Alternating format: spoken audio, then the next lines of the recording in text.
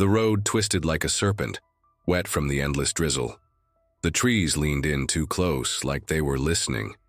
Their branches scratched the car windows every few turns, whispering secrets to each other in the wind. Adam gripped the steering. Wheel tighter. The GPS had stopped working an hour ago. Now all he had was an old paper map that smelled like damp earth. Next to him, his wife Claire was quiet, her eyes locked on the black woods outside. In the back seat, their daughter Emma clutched her stuffed rabbit.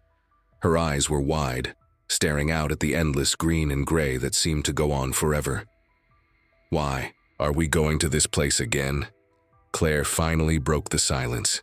It's cheap, Adam replied, and peaceful. That's what the listing said. Peaceful country life in historic Briarwood.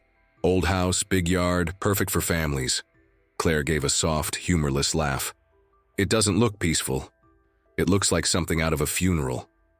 As they rounded the final bend, the house came into view. It stood like a forgotten memory, tall, narrow, and gray. The wood was rotting in places. The shutters hung loose. The front porch sagged under its own weight. And yet there was something even worse than decay. The house didn't look abandoned. It looked like it was waiting. They moved in before the rain got worse. The furniture was already there, old, dusty, covered in white sheets. Whoever had lived here before had left in a hurry. The kitchen still had plates in the sink. A child's toy train sat under the table, its red paint peeling, off like skin. That night the house made noises. Not the kind of creaks and groans old houses normally make. These sounds were wet, like something crawling in the walls, like small feet dragging. Claire couldn't sleep. She swore she heard laughter, children laughing, but the kind that didn't sound joyful. It was dry, broken, too fast, like someone trying to mimic how a child laughs. She turned to Adam. "Do you hear that?" Adam was staring at the ceiling. "Yeah," he whispered. "It's coming from Emma's room." They ran down the hallway and threw open her door. Emma was sitting on her bed, awake, her eyes glassy. Her stuffed rabbit lay on the floor. She looked up at her parents. "They were here," she said. "The kids, they came to play." "What kids?" Claire asked, feeling her throat tighten. Emma pointed to the closet. "They live in there now." Adam flung the door open. Empty. But the closet smelled like mold and wet soil, something old, something that had been buried. Over the next few days, things got worse. The walls started to change, tiny cracks appeared, then grew. Sometimes, when the light hit just right, Claire saw something inside the cracks. Outlines, shapes, faces, small, pale faces with hollow eyes and sharp teeth. Screaming mouths frozen in silent agony. Emma stopped talking. She would sit at the window for hours, watching the yard. Adam caught her talking to someone, or something, under her breath. "What are you saying, Em?"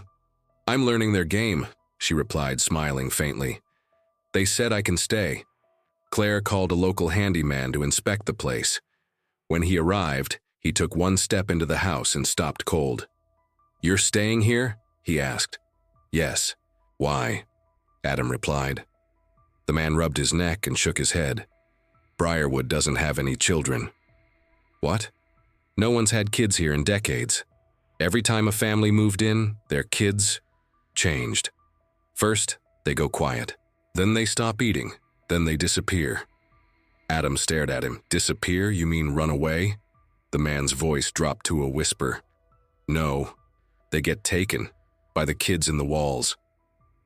The house used to be an orphanage. That's what Adam found in the town archives. Pages stained yellow, locked in a dusty drawer. St. Agatha's Home for Lost Children, built by a woman named Mother Eliza, a cruel, deeply religious figure who believed pain purified the soul. She didn't adopt the kids, she collected them. And when they cried, she locked them in the basement. There were no happy endings in St. Agatha's, only death. And something worse. One winter, the entire building burned. The story said it was an accident, but the reports claimed no bodies were ever found. Because the children didn't die, they became something else, something hungry. Adam found the trapdoor under the rug in Emma's room. It led to a staircase, narrow and steep. The walls were damp, covered in claw marks. At the bottom, a room lit by candle stubs and cold air that smelled like iron and rot. Symbols were drawn in blood. Dolls hung from ropes. And in the corner, dozens of tiny handprints in black soot. Emma stood in the center of the room. Around her were the children. Their eyes were gone. Their mouths opened wide, far too wide. Their skin was translucent, bones pressing against it like they wanted out. Claire screamed. Emma turned and said, "It's okay, I'm one of them now." The ghost surged forward. Adam grabbed Claire and pulled her back up the stairs. They slammed the trapdoor shut and pushed the bed over it. Emma never came back upstairs, but at night, they still heard her, playing, laughing, scratching at the floor. They left the next morning. They didn't take anything, not even Emma's rabbit, but the house didn't let them go fully.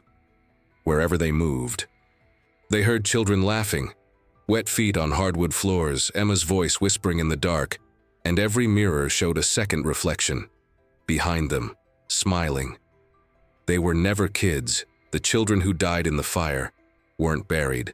They were born again in shadow, and now they play forever in your walls waiting.